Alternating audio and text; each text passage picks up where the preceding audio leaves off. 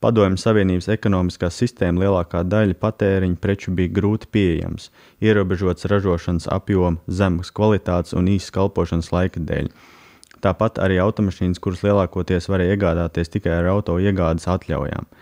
Pat teorētiski bija gandrīz neiespējami iegūt atļauju iegādāties Padomju Savienības luksus automašīnu Volgu, kuras valsts piešķīra vai atļāva iegādāties tikai īpaši izcilām personām. No otras puses, luksus automašīna Volga bija vienīgais izmantotais taksometrs, un daudz uzņēmumu un organizāciju vadītāji arī izmantoja dažādus Volga modeļus.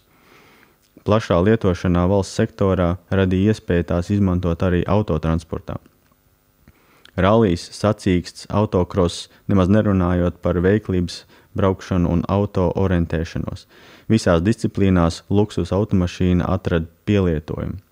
Faktiski, Volga autotransportā nozīmē to pašu, kas mūsdienās startēt ar Mercedes-Benz S-klases vai BMW 700 sēriju.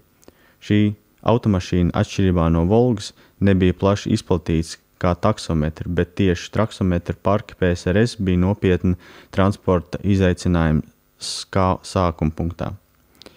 Taksometru parki ļauj šo autovadītājiem piedalīties sacensībās, sākot no veiklības braukšanas līdz sporta rallijiem. Pēc sacensībām auto bija jāatgriežas līnijā.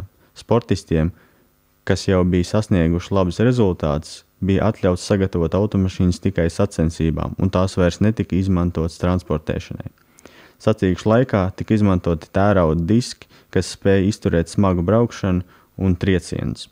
Volga GAZ-24 bija sacensība automašīna galvenokārt PSRS teritorijā, savukārt tā priekštecis GAZ-21 piedalījās arī ierobežotā skaitā pasaules rallijos, piemēram, Akropolis rallijā, Jēvekiskalē, Monte Carlo un citur.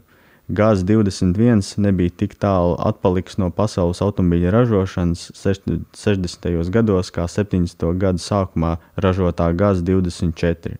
GAZ-21 tika pārdots arī kapitalistiskajās valstīs, piemēram, Somijā, arī tika izmantots kā taksometrs.